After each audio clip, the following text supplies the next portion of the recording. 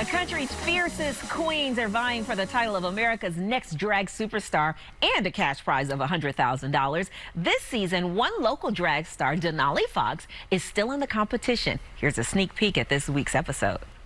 So you all are representing disco fashion. Yes, we are. I used to work on cruise ships, and they would make us spotlight and work on a lot of the production shows, and one of them was Saturday Night Fever, so I'm very versed in Bee Gees and their music. So you worked on a cruise ship. There's no ice skating on cruise ships. There is, actually. Ice skating? Yeah. Oh, you fully ice skated on cruise ships? I did, yeah. There were ice rinks, and they would employ 10 skaters from all around the world, and we would do production shows for the guests on board. It was a lot of fun. But the boat is rocking while you're performing, and it's hard to do a spin. Yeah, we would spin, we would jump, we did it all. Wow.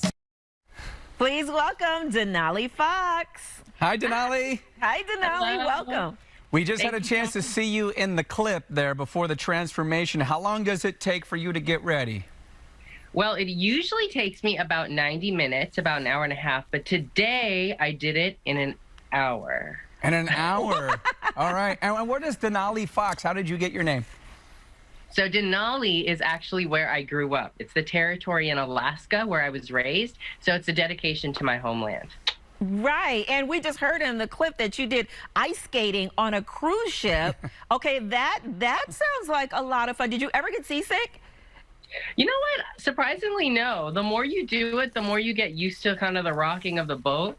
But yeah, I actually didn't. But so it is obviously different than your background here, and we're seeing this video of you as a figure skater. So it's a different feel, different vibe?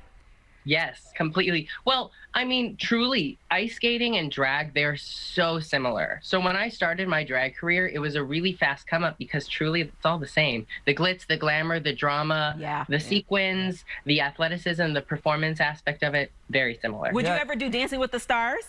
Oh my God, I'd love that. Yes, in a heartbeat. Put it in the universe. Yes. You're a great ice skater, by the way. I play hockey. I really admire you. Can skate. I mean, you're like ready for the ice crew for the Blackhawks. All right, let's talk about RuPaul's Drag Race. This show has been on now 13 years, which is really remarkable when it comes to just how far we have come in so many ways. Definitely. Yeah, I mean, it's such a cultural show. It's really like, it features LGBTQ artists more than any other show, and it's really just become this cultural shift in the mainstream media. It's put drag queens to the forefront of things. We have drag queens walking in fashion shows and with their own beauty lines in acting roles in movies and film and television. Like, truly, it's really birthed the careers of over 180 drag queens, and it's amazing. Okay, so earlier in this season, you had to actually do a battle with your friend who's also from Chicago. How did that feel, having to compete? That was really bittersweet. I am so proud of that moment because lip syncing is what I do. I love lip syncing and I love performing, so I'm glad I put on a good show and I had a lot of fun doing it. It was really, really sad that I had to send my good friend home from Chicago, but unfortunately, that is just the format of the competition. That's just the way it goes. Yeah. Now, when you're performing and when you are dressed as Denali Foxx, what's the biggest difference between when you are not dressed as Denali Foxx? Honestly, just a bit of lipstick and a little bit of blush. I'm very similar in and out of drag. I'm the same person. I really see Denali as an extension of my personality rather than an escape.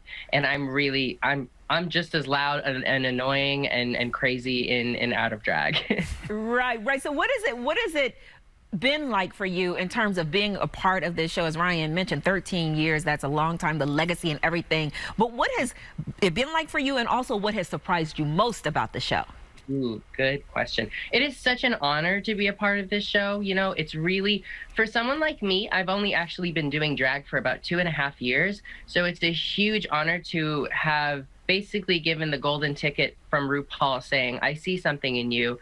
And it is just such an honor because it truly is just like so validating to get that from one of your heroes.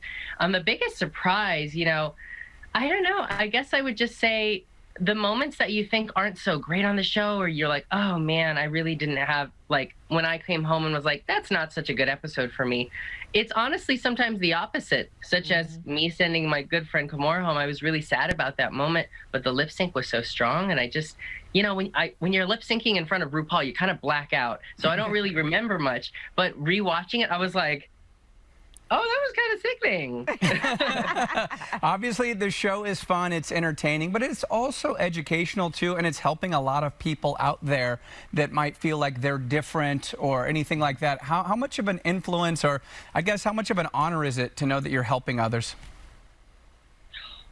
I mean, it's everything. When I tell you the most rewarding thing from all of this are the little messages or DMs from kids in Alaska being like, hey, I'm from Wasilla. Hey, I'm from Anchorage. I never thought somebody could get out and somebody could do something and someone could be something with themselves from Alaska. You know, that small town kid kind of syndrome. It's just so validating to see little queer kids from all over the globe reach out and be like, hey, you made it. And I feel like I can too.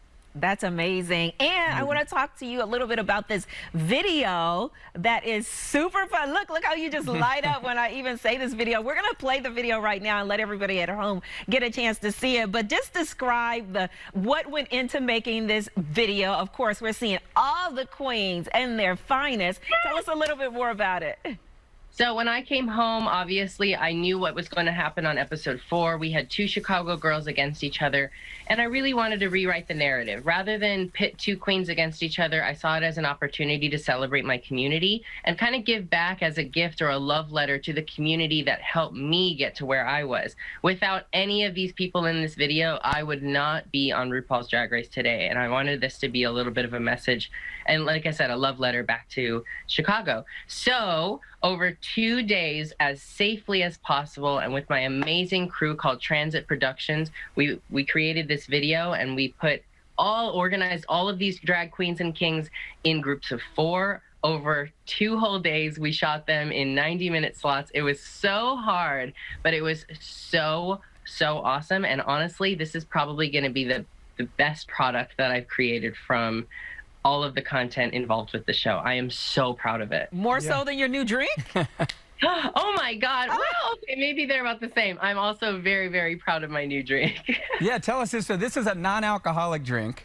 This is a non-alcoholic drink. It is called Denali's Winter Wildflower. It is a sparkling CBD elixir, and it's got gorgeous little floral notes. It's the perfect mixer if you do want to drink it with some alcohol, but it's also just super refreshing on its own. And it is infused with CBD, so it's got a very nice, relaxing, calming effect to it. It's available in stores all over Chicago and the Chicagoland area, and we're running out, so you got to get some soon. Yeah, and I know the proceeds are going to help the LGBTQ youth in Chicago. Denali, thank you so much, and good luck on the rest of the show. Thank you so much for having me. All right, you can catch the new season of RuPaul's Drag Race every Friday at 7 p.m. on VH1.